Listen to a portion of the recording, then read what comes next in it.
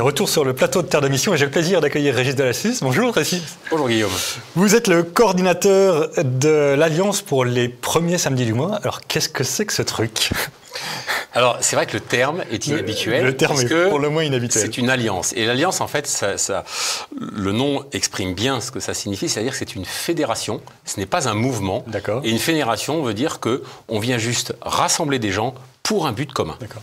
Et donc, concrètement, il y a plusieurs personnes, associations qui soutiennent l'action pour ces premiers samedis du mois et vous les fédérez pour leur donner une communication commune ou des choses comme ça. C'est ça, exactement. On a des particuliers, enfin des fidèles qui nous rejoignent seuls, on a des mouvements, on a même des monastères, donc toute l'Église est présente. Et puis, on a aussi toutes les sensibilités. Ça, c'est très important parce qu'une alliance veut dire un mouvement d'unité dans l'Église. Et ça, on y est très attaché pour justement les premiers samedis du mois dont on va parler. Et alors justement, c'était la deuxième question qui vient derrière. Alliance, on comprend à peu près. Premier samedi du mois, qu'est-ce qui se passe le premier samedi du mois ? Alors, on est une année particulière. 2025, ce sont les 100 ans de la demande des premiers samedis du mois par la Sainte Vierge. Alors, voilà la raison d'être de ce qu'on a créé, le jubilé. Et donc, c'est pour ça que c'est une année particulière où on veut mettre en valeur, et on va expliquer pourquoi, les premiers samedis du mois et leur importance. Et donc, la Sainte Vierge a demandé ça, c'est Fatima. Hein, à Fatima, voilà. Et là aussi, tout de suite, la question qui vient, c'est Fatima 1917. Comment ça se fait que 100 ans, ça soit 2025 ? Alors, c'est très étonnant et à la limite, la question, il faudrait presque la poser à la Sainte Vierge elle-même. Elle sait pourquoi. Effectivement, Fatima est connue parce que les grandes apparitions, les 6 grandes apparitions, c'est 1917.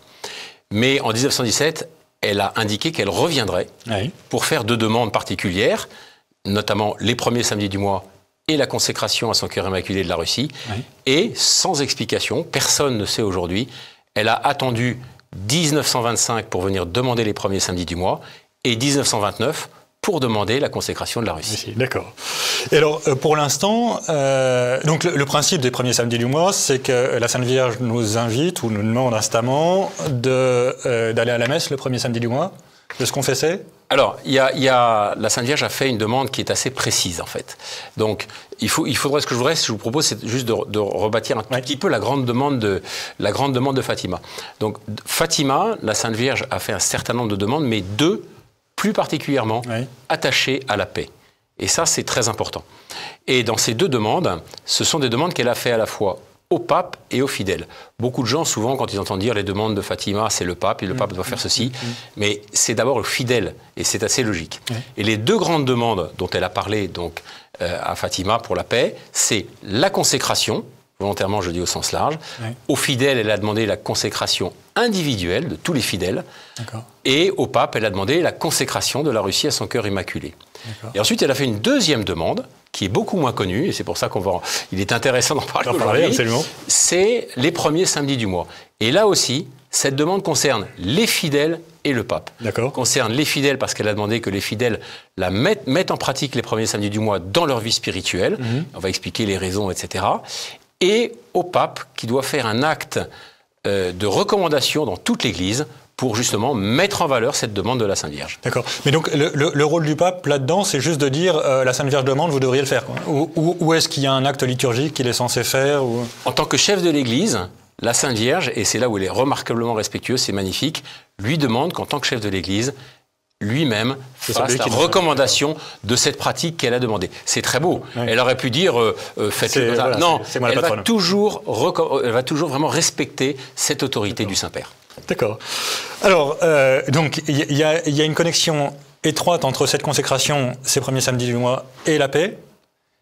On est d'accord, les 2 sont pour la paix. Alors, je vais vous reprendre la phrase, en fait, la phrase exacte qu'elle a prononcée. Donc on est le 13 juillet 1917, donc c'est la première série d'apparitions, et elle explique « Je viendrai », donc elle parle bien au futur, demander la consécration de la Russie à mon cœur immaculé, et la communion réparatrice des premiers samedis du mois. D'accord. Voilà. Donc, elle annonce sa demande, en fait. Elle annonce, c'est très étonnant. C'est pour ça que le centenaire de Fatima, ça va être trois années particulières. 2017, ça a été fait. Nous sommes en 2025, nous célébrons le centenaire des premiers samedis du mois. Et en 2029, nous célébrerons le centenaire de la demande de consécration de la Russie. Ok, c'est très clair. Voilà. Enfin, c'est très clair, c'est pas hyper clair, mais...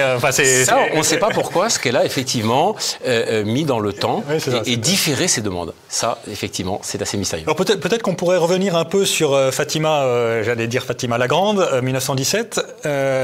Donc à l'époque, il y a 3 voyants. Tout à fait. En 1925, il n'y en a plus qu'une. Hein, Voilà. Les deux petits voyants donc, qui sont canonisés aujourd'hui, Sainte Jacinthe et Saint François, sont morts de la grippe espagnole. Ça. Et donc, Sœur Lucie, et la Sainte Vierge lui avait dit que toute sa vie, elle serait dédiée à, justement, promulguer le message de Fatima. Et elle est morte en 2005. Et effectivement, les apparitions suivantes ont été faites uniquement à Sœur Lucie. D'accord. Et donc, en 1917, la Sainte Vierge apparaît pour annoncer les erreurs de la Russie, d'une part, pour montrer l'enfer, pour inviter à la pénitence. Là aussi, ça paraît un peu fourre-tout, quoi. En fait, c'est vrai que quand on regarde un petit peu de loin, on peut se dire « Oh là, il y a beaucoup de choses ». Il faut revenir au centre. Et le centre tient dans une phrase. « Dieu veut établir dans le monde la dévotion à mon cœur immaculé ». C'est la grande demande de Dieu. C'est même pas la demande, c'est la demande de Dieu. Et de ça, tout découle. Parce que, au lieu de se contenter de dire, voilà, Dieu veut ça, comme on aurait pu dire Dieu veut une prière, la Sainte Vierge va ensuite préciser de façon assez rigoureuse comment on va réaliser cette dévotion au cœur immaculé. Donc, bien sûr, ce n'est pas limitatif, mais en tout cas, on voit bien qu'il y a des demandes qui sont obligatoires. C'est-à-dire que ça, c'est ce que demande la Sainte Vierge. Puis après ça, on peut compléter, bien évidemment, avec d'autres choses. D'accord. Et moi, j'ai en tête que parmi les apparitions importantes, il y a le fait qu'elle ait montré aux petits voyants et à Sœur Lucie, enfin, qui n'était pas encore Sœur Lucie, l'enfer, en particulier pour montrer par contraste ce que pouvait donner la dévotion à son cœur immaculé. Tout à fait. Alors, il y a des, on va dire, elle a vraiment, il y a des buts dans cette dévotion au cœur immaculé. Il y a en particulier le premier but qui est présent en permanence dans tout Fatima, c'est le souci des âmes qui vont en enfer. Voilà. Et elle va nous demander, c'est cette grande mission qu'elle demande à tout le monde, et encore une fois, pas uniquement aux prêtres, etc. Elle le demande à tous les fidèles. Ils peuvent agir pour sauver des âmes. Et ça, c'est une mission extraordinaire. Et donc, c'est pour ça qu'elle va, pour marquer les petits-enfants, elle va cette chose incroyable, aujourd'hui on a une tendance à cacher l'enfer, etc. Elle, à des tout petits-enfants, elle va leur montrer l'enfer pour qu'ils soient vraiment choqués, mais dans le bon sens du terme, c'est-à-dire réveillés et se dire, mais on ne peut pas laisser faire ça et on va y travailler pour aider ces gens qu'on ne connaît pas. Parce que quand on va prier pour des âmes, pour la conversion des pécheurs, la plupart du temps, on les connaît. Il y en a certains qu'on connaîtra, bien sûr. Hein, la mère de Saint-Augustin, avant sa conversion, priait tous les jours pour son fils. Mais on prie aussi beaucoup pour des âmes qu'on ne connaît pas. Voilà, exactement. Ok, et donc, concrètement, elle a préparé les voyants. Et puis, après ça, une fois qu'ils sont prêts, en quelque sorte, elle leur donne les missions concrètes en disant maintenant, on passe au premier samedi du mois.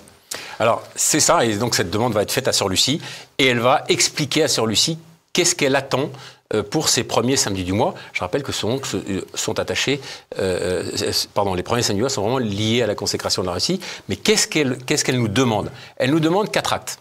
Et alors, ce qu'il y a de très beau, c'est que vous allez voir que ces 4 actes, c'est la vie sacramentelle, c'est-à-dire qu'elle n'invente rien, associée aux prières de la Sainte Vierge, médiatrice de toutes les grâces. Et finalement, les premiers samedis du mois, c'est un condensé de la vie chrétienne. C'est pour ça que c'est absolument merveilleux et que c'est pas du tout en rupture avec quoi que ce soit. Au contraire, c'est vraiment une synthèse de la vie chrétienne. Donc elle va demander d'abord, la première chose, 2 sacrements. Elle va demander qu'on se confesse et que l'on communie. Et ensuite, les 2 autres, ce sera de réciter un chapelet. Et la dernière demande, sa formulation, je la trouve splendide, parce qu'elle demande de méditer 15 minutes, mais la façon de le dire, elle demande qu'on lui tienne compagnie 15 minutes en méditant un mystère du rosaire.